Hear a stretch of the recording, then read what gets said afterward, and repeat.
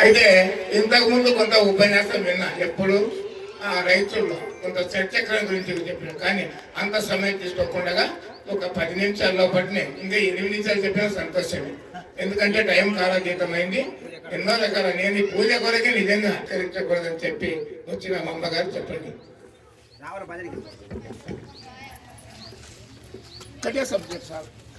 గురు బ్రహ్మ గురు విష్ణు గురుదేవో మహేశ్వరః గురు సాక్షాత్ పరబ్రహ్మ తస్మై శ్రీ గురవే నమః.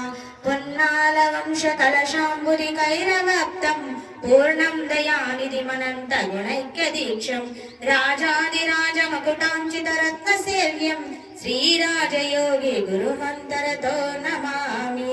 శ్రీరాజయోగి ప్రియ శిష్యం నిజానంద దీక్షితం గుడిశ నరసింహయోగి నామాంకితం సద్గురుతే నమో నమః.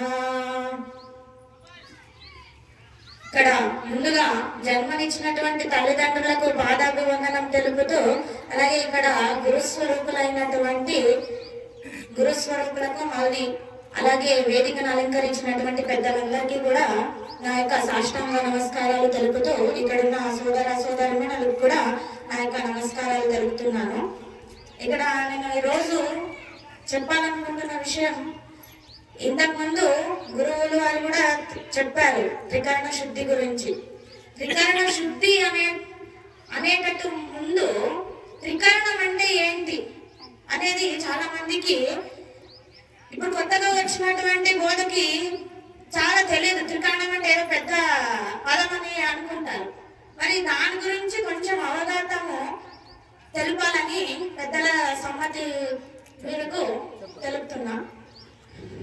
త్రికరణం అంటే ముందు మన సాంప్రదాయము అచల సిద్ధాంతం అని అంటాం. మన అచలము అంటే ఏంటి? అది స్థిరత్వం, దానికి ఏమి చలనం లేదు, ఏమీ తగలదు దానికి కోపము లేదు, అసూయ లేదు, సుఖము లేదు, దుఃఖం లేదు, మోహము లేదు, ఏమీ లేనటువంటిది అచలం అంటారు. మరి అచలంలో మనం ఉన్నాం కదా, మనకి ఇవన్నీ ఉన్నాయి కదా. ఎవరైనా తిడితే బాధపడతాం, ప్రేమ కలుగుతుంది, మోహం ఉంది, ఆపేక్ష ఉంది, అన్నీ ఉన్నాయి కదా. మరి అచలంలో ఉండడం అంటే అచల స్థితిలో ఉన్నామా, అచలంలో ఉన్నామా అని ముందు తెలుసుకోవాలి. ఇక్కడ ఏంటంటే ఈ ముందర నెలలో మహాశివరాత్రి అనేది వస్తుంది. అప్పుడు రాజయోగేంద్రుల వారు మహాశివరాత్రి రోజే పుట్టారు. ఆయన ఎంతమందికి తెలుసో తెలియదు కానీ శివరాత్రి అంటే మామూలుగా జనానికి ఏమి గుర్తుకొస్తుందంటే శివుడు. అందరికీ విగ్రహారాధన ఉంది కానీ శివునికి లేదు. లింగ రూపంలో ఆయనను పూజించుకుంటాం. మరి లింగం మీద నీళ్ళు పోసినా నిమ్మడం, ఏదైనా అభిషేకం పాలు పోసినా నిమ్మడం, ఏది చేసినా అది ఏమీ పట్టుకోదు, అన్ని వదిలేస్తుంది కదా. మనం అలా ఎట్లా వదులుతామా? ఎవరైనా అంటే దాన్ని పట్టుకొని సాధిస్తాం, ఎవరైనా ప్రేమ చూపిస్తే వాళ్ళ మీద గౌరవం చూపిస్తాం కదా. మరి లింగం ఏం పెట్టుకోదు, ఏం పెట్టుకుంటుంది? ఎవరైనా గమనించాలా? లింగంని అందరూ చూసింటాం మనం. ఏం పెట్టుకుంటుందని? నీళ్ళు పెట్టుకోదు, జార విడుస్తుంది, పాలు పెట్టుకోదు, జార విడుస్తుంది, అన్ని విడుస్తుంది, కానీ మూడే పెట్టుకుంటుంది. విభూతి ధారణ చేస్తాం కదా, విభూతి ఆ మూడు కనపడతాయి ఎప్పటికీ.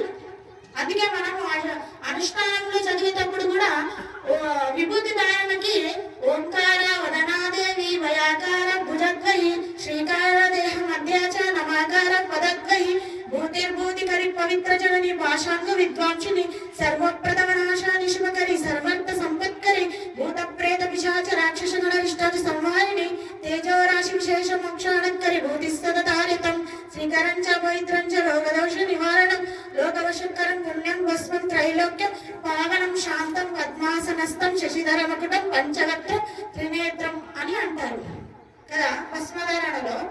మరి దేనికి సంకేతము? మూడు: మనస్సు, వాక్యం, కర్మ. ఇవి మూడు ఈ అందు ఆత్మ అంటే ఏంటి? లింగం. అవి ఎప్పుడు నీ ఆత్మలో ఈ మూడింటిని ఏకత్వ భావంతో ఎప్పుడైతే నువ్వు నిలుపుకుంటావో అప్పుడే అంతఃకరణం శుద్ధీకరిస్తుందని దీని యొక్క అర్థం. అందుకే అంతఃకరణం అంటే ఏంటి అంటే మనస్సు, వాక్యం, కర్మ. మనస్సు ఎందు ఏం తలుస్తావో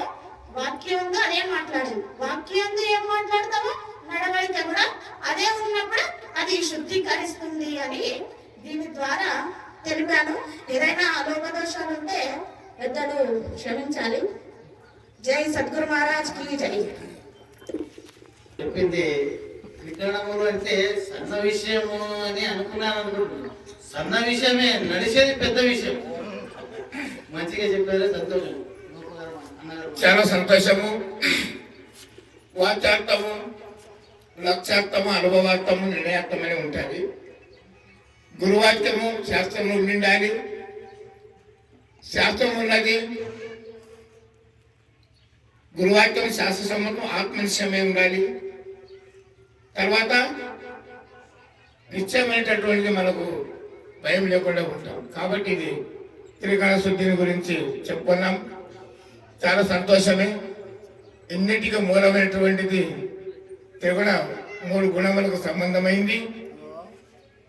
ఏమి నిలబడదు, ఏమి ఉండవు అనేటటువంటి యొక్క భావనను అర్థం చేసుకొని చక్కగా చెప్పింది. త్రిగుణ రూపమాయ త్రిపురంబులెల్లను త్రిగుణమంతే జగము తిరుగుతుండు త్రిగుణ విడసి ముక్తి తెరుగును గనవలి అఖిల జీవ సంఘ ఆత్మలింగం అని చెప్పారు. కాబట్టి త్రిగుణాతీతమైనటువంటి అచల సిద్ధాంతం మనసున, తనువున, వాక్కున ఈ పని జరిపినట్టే తప్పనిసరిగా గురువాక్యం శుద్ధి మనసు అనేటటువంటి ఎల్లవేళలా ఆ భావమే జరిగి ఉంటుంది. అప్పుడే నిశ్చల స్థితికి ఉంటుంది. కాబట్టి నిష్కామ గణపతికి వర్తించినప్పుడే అచల సిద్ధాంతానికి సరిపోతుందని చెప్పింది. చాలా సంతోషం. ఇప్పుడు నరసింహులు బలిగేరి మరి